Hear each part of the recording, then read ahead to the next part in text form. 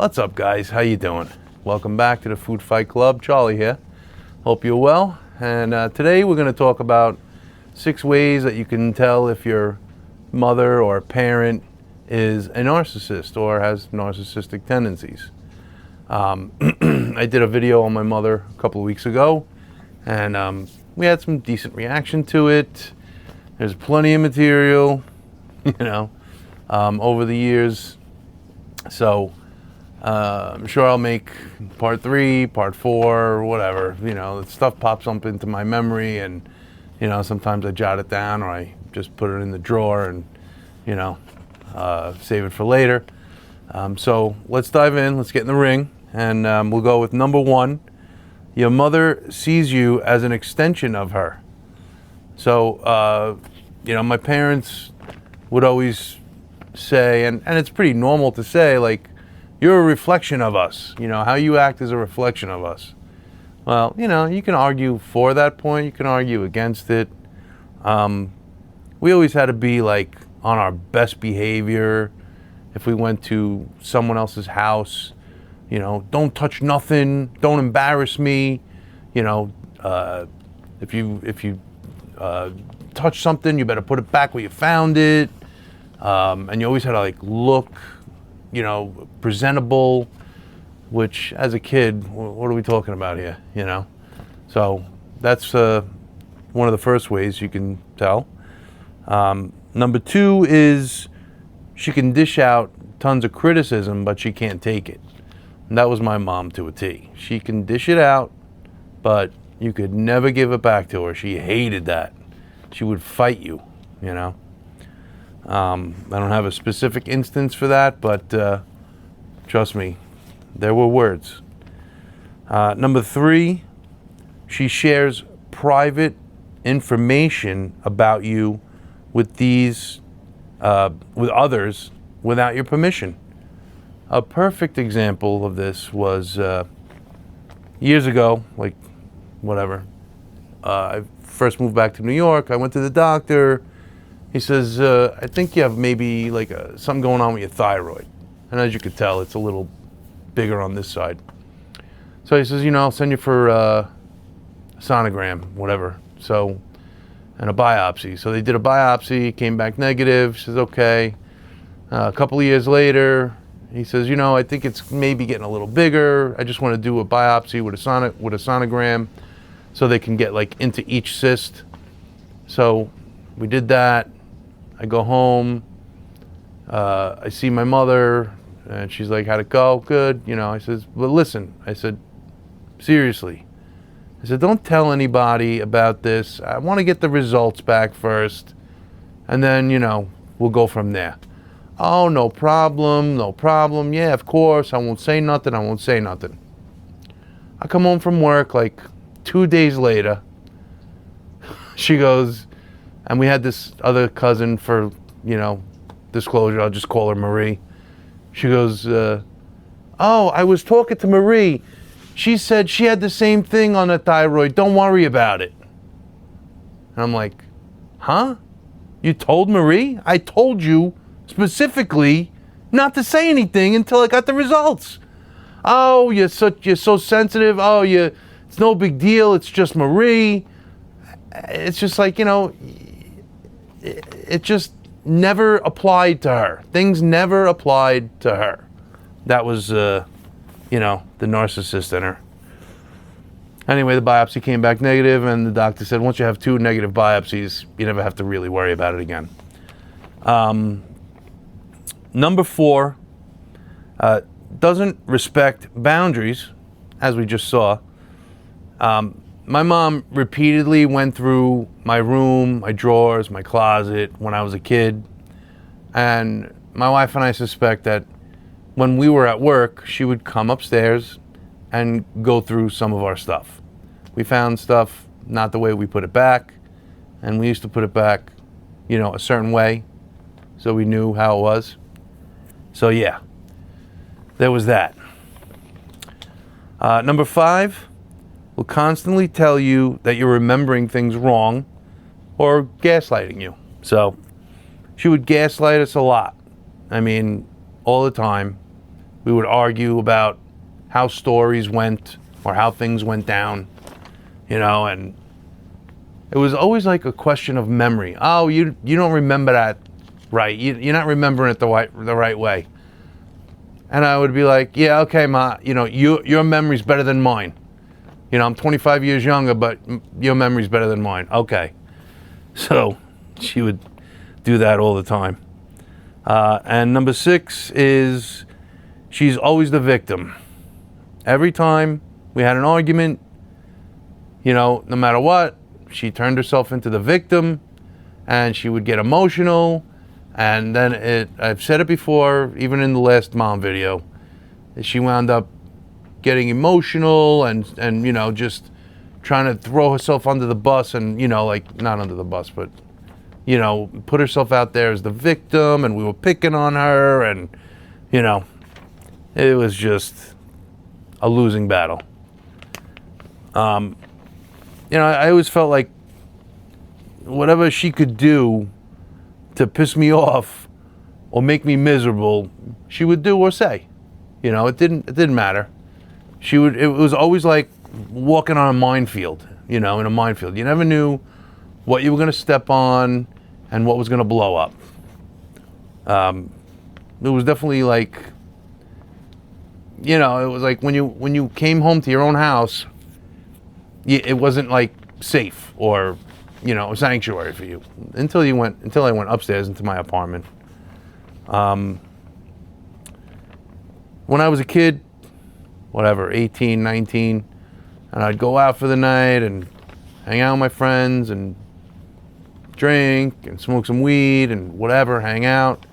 And I would come home like whatever it was, 2 in the morning, 3 in the morning. Sometimes I would put the key in the door, open the door, and she was right there, looking at me up close, like, and then smelling. What's that? Nothing. The guys smoke. No. What's wrong with your eyes? Why are your eyes so bloodshot? I'm tired. So she would say, yeah, you better get upstairs before your father finds out, or before your father gets up. And I'd be like, ugh. And she only did that to be like the good guy, to like make herself like, I'm not going to do nothing to you, but you better go upstairs before your father gets up. And like to make my father the bad guy. And then she would like lord it over you, Great. It was great. She lived in my head rent-free until a few years ago. Her critical voice, always telling me how to lose weight throughout my adult life, throughout my childhood, adult life, even when I lived in Florida. I would hear her voice in my head, and it would be like the gentle voice, like, why don't you try and lose some weight? It would just be pretty sick. Like, it was always there. It was something that was really hard to overcome because that's how I was raised. It was pretty sick. Like I said before, I'm sure there'll be a part 3 or 4, or this is, kind of just a quick overview. It wasn't easy. What I went through, it wasn't horrible. I wasn't getting, beat up by my father every day. I'm not saying I had it the worst. I know there's a lot of other trauma that has happened to, people, females, males, whatever. And I'm just putting my story out there. I'm just letting you guys know where I'm coming from, because it was a long journey, But, in the end, even though at 18 I knew I wanted to help people, and I told her that, it was like I never knew how. I never got the support of, like a lot of other people I'm sure got, And here's a quick story too. After I was living in Florida, and I had my son, and I was thinking about leaving the massage field for higher education, whether it be, at first I was going to do Chinese medicine, then I looked into doctor of osteopathy, and I was like leaning towards that. I'd have to get a degree and then go to osteopathic medical school. So I called my mom, and I'd gone through this whole research process and looking into it and talking about it, and I said, I want to tell you something. And she's like, what? I said, I'm going to go to school to be a doctor of osteopathy. She's like, there was like silence on the phone, and she goes, can you make money doing that? Is that the first thing you thought of when your son tells you he wants to be a doctor? So I'm like, yeah, of course, it's a doctor. You'd be a doctor. I'd be a doctor. Oh, well, as long as you can make money. Like, it was such a, like a put down and a minimization of what I wanted to do. And not that it changed my mind, but things went in a different direction, and then we moved to New York, and it was a whole other thing. But yeah, she had that way of kind of putting out your fire, So, I mean, in my opinion, a normal mother might have said, "Oh my God, that's wonderful, great news. I can't believe my son's going to be a doctor. Whatever. I don't know. Maybe I'm just playing with myself. I don't know. You let me know in the comments." But it is because of how I was raised and what I went through all these years that I'm here talking to you guys. And I just want to let you guys know that it's really, your life is up to you to do what you feel you need to do. You don't need to tell anyone. You don't need anyone's, approval. Support is nice, but you still can do it without support, and basically that's it. I wouldn't be here talking to you if it wasn't for my mother and my father and how I got treated. I wanted to go into a little bit about the family and my mother and father, because that really does shed a little light, and that'll just be a couple of minutes. My mother's family and my father's family knew each other because my father's uncle was married to my mother's aunt, so the families knew each other. And my parents were, strolled together in their baby carriages. My grandmother and my two grandmothers knew each other. We have a picture of my two grandmothers on a bench with the two strollers with my mother and father in them. So they grew up kind of knowing each other, family events or holidays or whatever. And my father wound up wanting to, date my mother. He had a crush on her or whatever. And when he was 14, he gave her a Valentine's card. So my mother took the Valentine's card and threw it in the garbage. So my grandmother says, "Why did you do that? He's so nice. He's a good boy." She's like, I don't like him. He's fat. I don't like him. I don't want a card from him and whatever. So I said it before in another video. My grandmother took the card out of the garbage, and they still have the card today. So my father, he wound up losing a bunch of weight, and I guess later in high school, later on in life. And I guess they started dating after my mother broke up with this other guy that we had to hear about often at dinners or holidays or whatever. She always liked to throw that name out there and, kind of throw it up to my father that, she had this other boyfriend. Where was I? So my father really, kind of got what he wanted. Got a little more than he bargained for, in my opinion.